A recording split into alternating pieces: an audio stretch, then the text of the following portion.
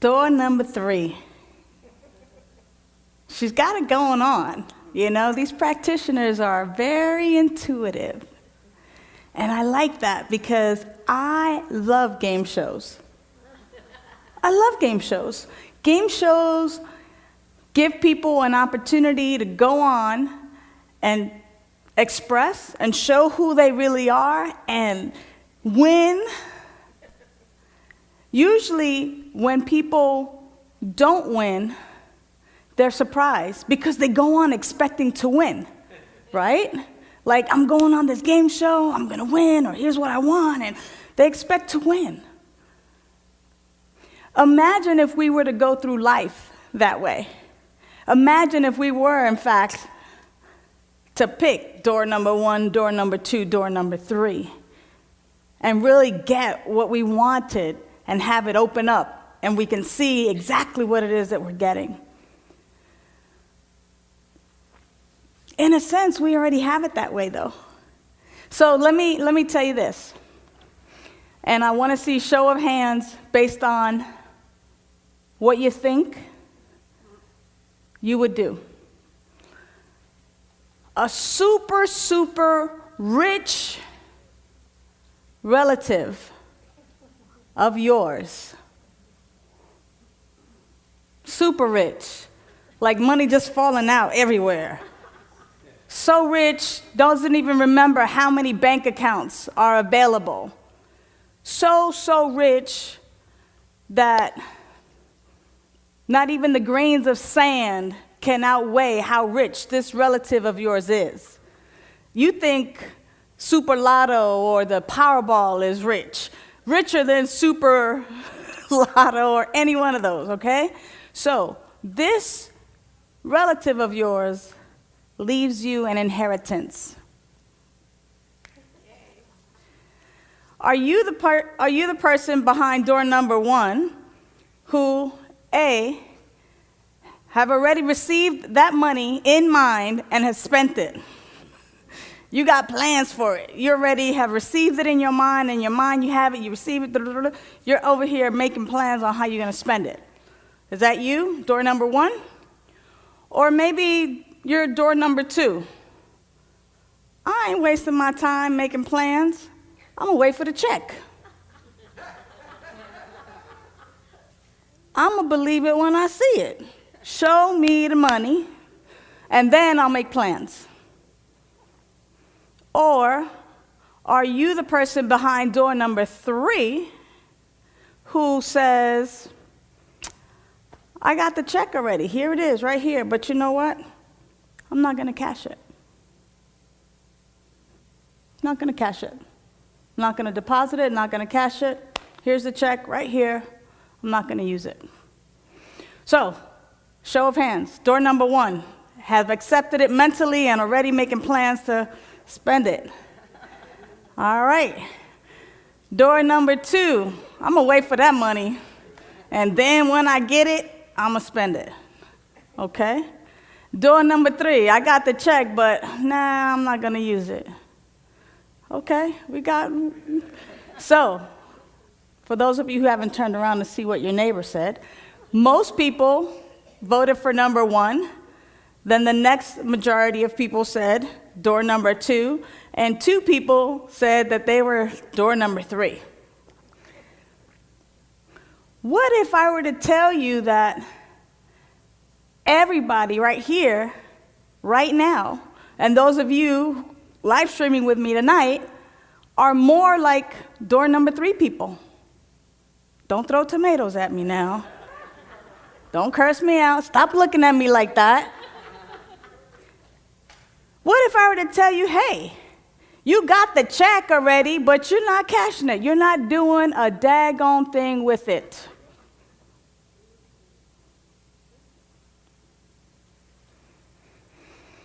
Yeah. You're number 3.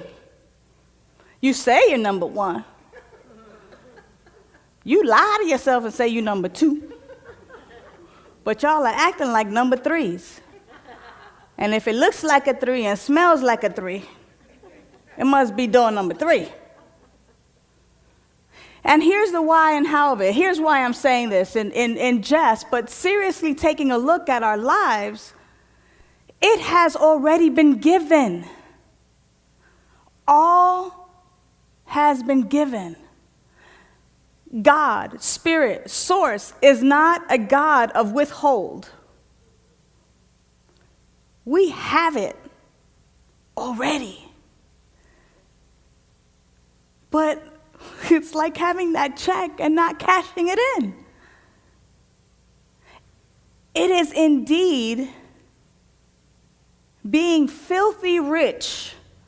It is indeed being healthy, knowledgeable, intelligent, having abundance of wisdom and power and joy and harmony, and just kind of going, I'm going to just leave it right there in the drawer. I'm not going to cash it.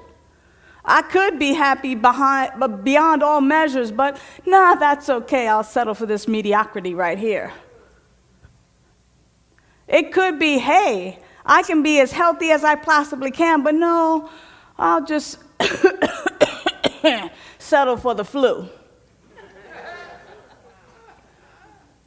What we're saying, in effect, by our actions and our daily living is, I have this check, but I'm not going to use it. When in fact, most of us have raised our hands for door number 1 or door number 2. Most of us fantasize or dream about having it, being it, using it. But we haven't realized it to the degree in which we've demonstrated it in our lives sufficient to really enjoy it. Or we sit back kind of saying, well, if it's going to come to me, it's going to come to me, I'll wait. I'll wait to have it, to then enjoy it. You know, Ernest Holmes talks about there's one power, one presence, one life, and that life is God. That life is perfect, and that life is my life now. Meaning that I am that which thou art, and thou art that which I am. That there's nothing, no thing that separates our life from the life that God is. That we are indeed God made manifest, God incarnate as this human experience. So that which is true of God is true of us. And yet, when it comes to choices and comes to really choosing and following through with that choice by making a decision, we tend to do something different. We tend to follow status quo. We tend to, stay in mediocrity, right? As I was preparing earlier, Sonny and I were talking, I'm like, what are some of those sayings that we need to get rid of in our life so that we can stop being receivers of this check and just not cashing it in? What are some of the things that we have believed so deeply? Some of the beliefs that we're so steeped in, like, we're just like in it. Okay, I'm stuck in this belief right here, and I'm really proud of it. Yes, it's not serving me, and I'm not getting what I really want or enjoying the freedom that's already mine, but I'm here, and it's my belief. Some of those things like, if it sounds too good to be true, it probably is too good to be true. See, I didn't answer that. Y'all did. Y'all steeped in that one. Right? Less is more. No, less is less. But people would have us believe that less is more.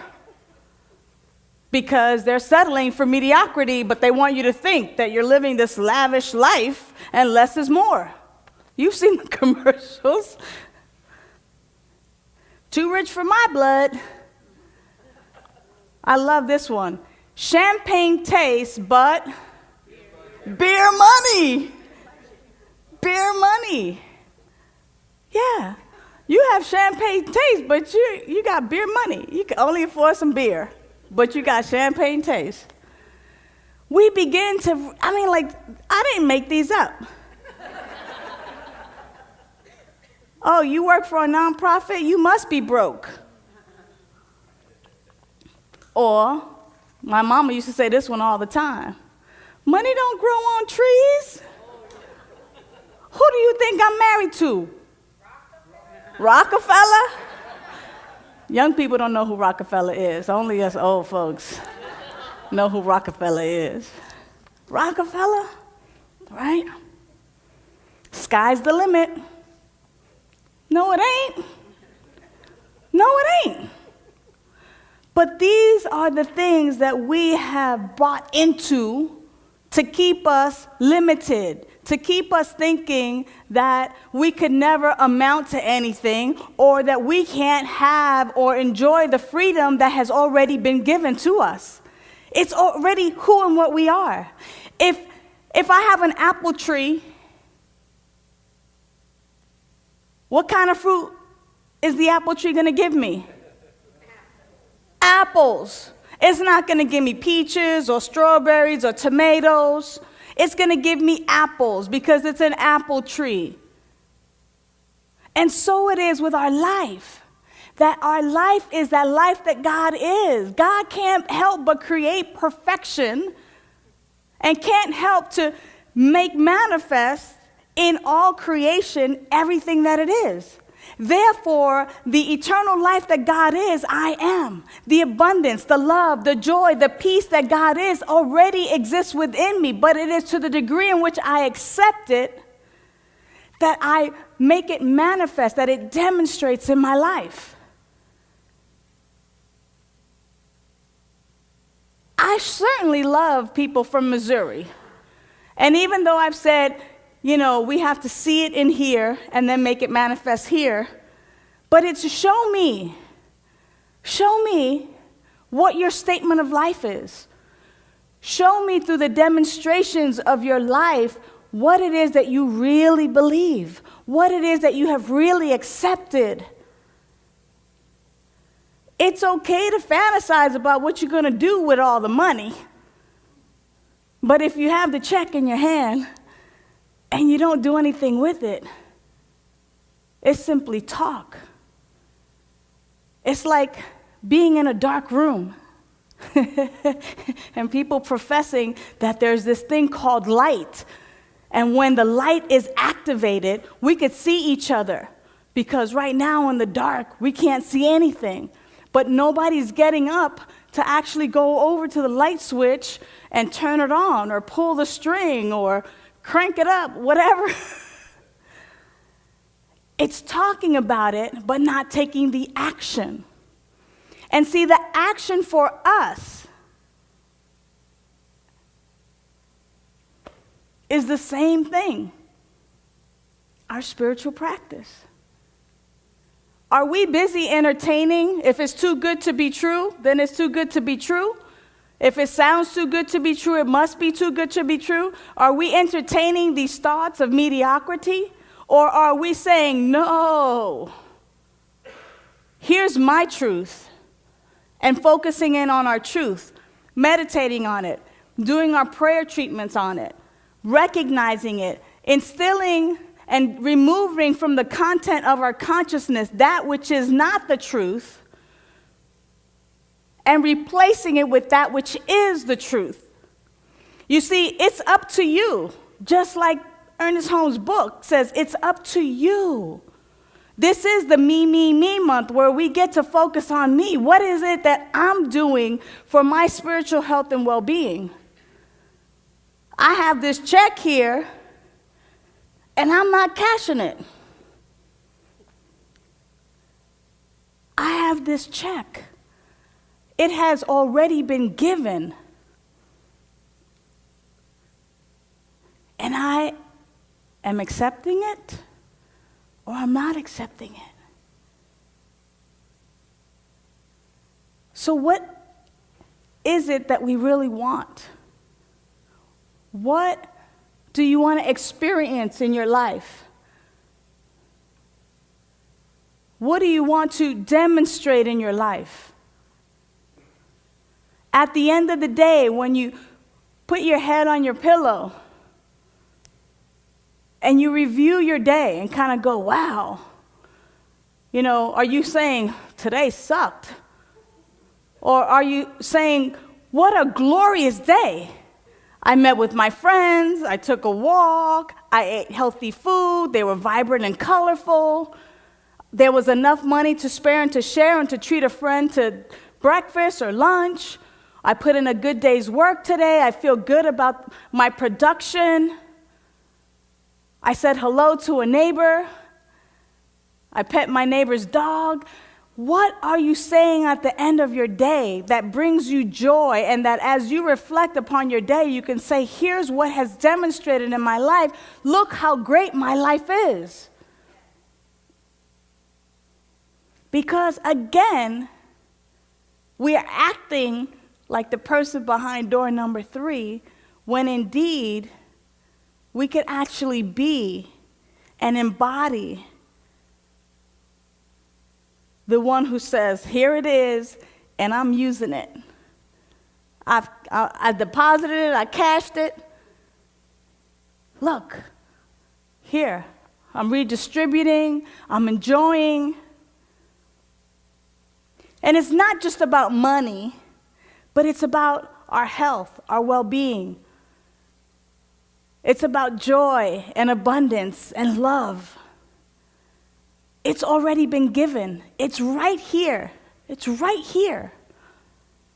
So to the degree in which I accept it and realize it, make it made manifest and demonstrate it, that's to the degree to which I get to enjoy it all.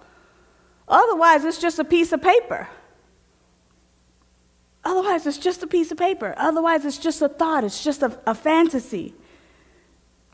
Here's another thing that Ernest Holmes said. Let me think. I think it's on page 55 of his book right here. And I said, oh, gosh, I got to read this. Because if I say it, it's going to come out all chueco. But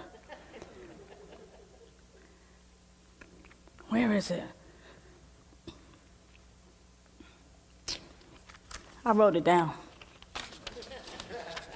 Thought it was on page 55. Here it is. Okay. If you're sensitive to 4-letter words, Ernest Holmes wrote a few. Cover your ears. Allison, the girls, they could hear it. There, that's good. It said, you must. There's that 4-letter word. You must be determined to intelligently, with as much emotion and feeling as possible, realize your own inherent, eternal, and never-changing being. You must be determined to intelligently, with as much emotion and feeling as possible, realize your own inherent, eternal, and never-changing being. That's usually the stuff they say about God. God is eternal, never-changing. You must realize that that's who you are. Must. 4-letter word. Have to. Gotta do it. How? How do you do it? Your spiritual practice, your dedication to knowing this truth. It's up to you. It's up to you. You must know that the very same pure intelligence, which is the volition and the will of the universe, is incarnated in us right now. That same volition, that same intelligence, that same pure intelligence is incarnated as you right now. Whoa. A little mind-blowing, huh? But we must realize it in order to live this life of freedom. to live this life of joy, to live our full potentiality. Because it's already given. It's already who and what we are. It is already who and what we are. The apple tree could only bear apples. God can only make and create through some act of involution, can only create more God. God can only create more God. Hello? Dr. O.C. Smith used to say, is this the English-speaking group? Hello? God could only create more God. Whoa. So to the degree in which I accept that I am the way God shows up on this planet, and that the same love, joy, peace, harmony, abundance, intelligence, I'm using the same mind because it's one mind, and I can create from that because it's already given. It's already mine.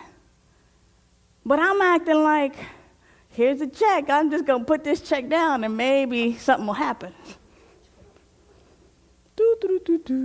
Maybe it'll come to me.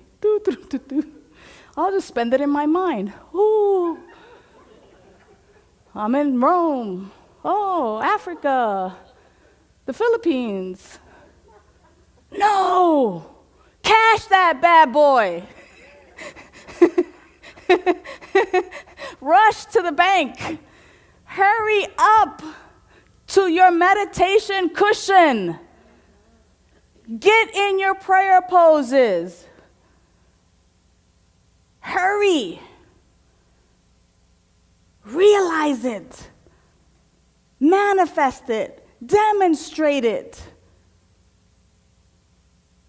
Yea, if though I be lifted up, I shall draw all others unto me. The more we begin to accept our good, the more others definitely begin to see, wow, she got new pep in her step. Or look at what he's driving.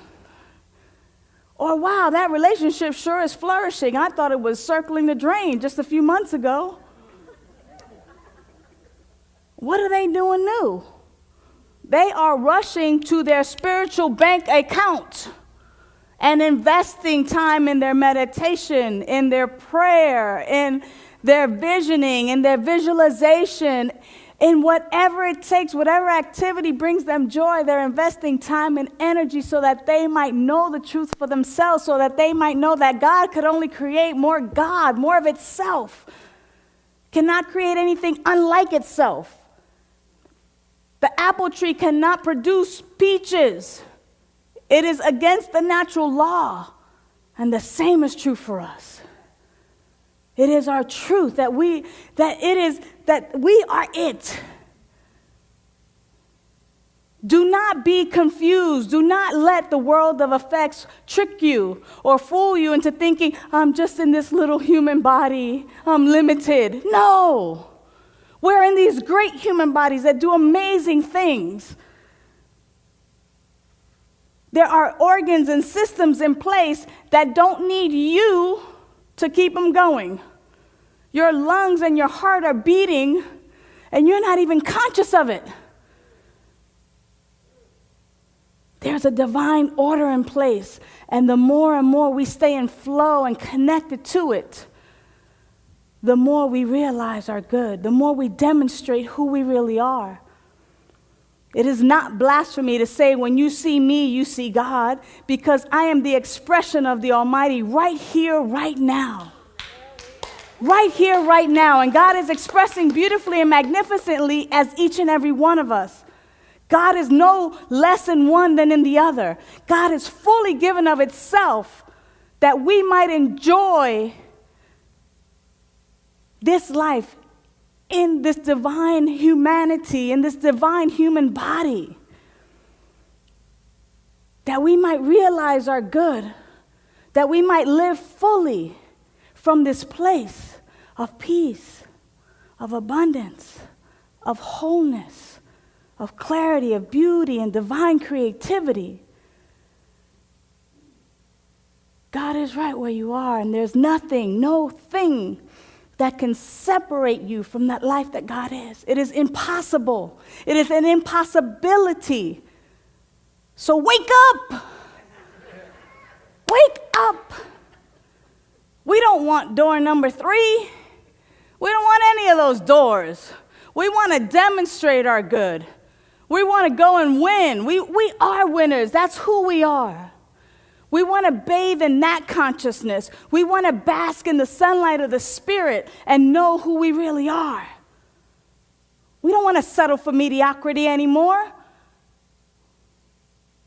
We don't have a mediocre God. I love that saying. Don't tell God how big your problems are. Tell your problems how big your God is. Come on now. God is expressing beautifully as each and every one of us. So go forth. Go forth. Erasing those things, that status quo thinking, and embracing the truth of who we are. Get involved in the classes. Call each other up and give each other affirmations that are uplifting. Take your time in your prayer and meditation work, in your visioning work. Look around you and look at what no longer serves you. Get rid of it. Don't worry that, if I let go of this, then I'm not going to have. Let it go. Fear is simply faith in something that opposes good. Hear me now. Fear is simply faith in something that opposes good. That's what fear is. I'm going to serve fear? No. I'm going to serve good. There's only good.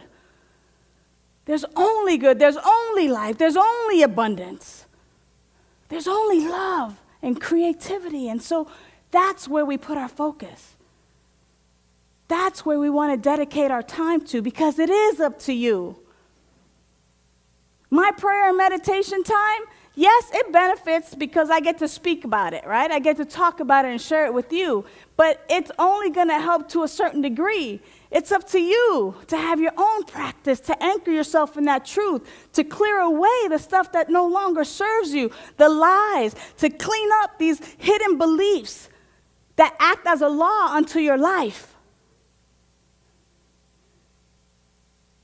And even years of the work will uncover some of those really deep, deep beliefs that we've had that still act as a law.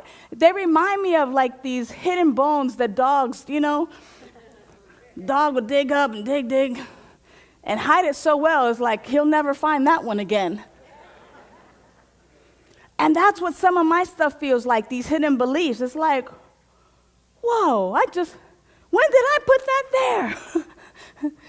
When we dig it up and be like, wow, that's been acting as a law unto my life. That right there, that bone has been keeping me small and little, has been keeping me living in mediocrity.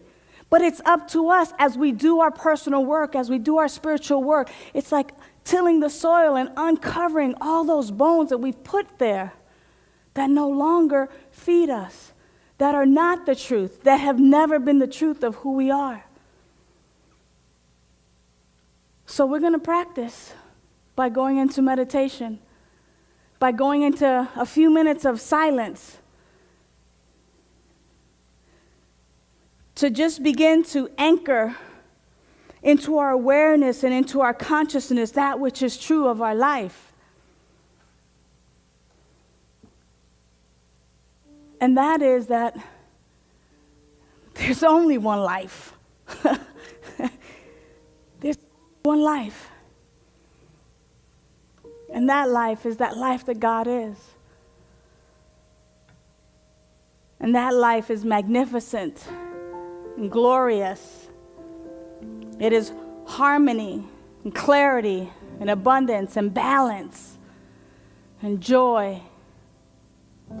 It is love and peace and power. It is wholeness. It is wisdom and truth. And this life that is that life that God is has created everything out of itself. Therefore, everything, all of creation, possesses the same truth It's already been given. It's bigger than the gift that our super rich relative left us as an inheritance. It's even bigger than that. For it is life itself.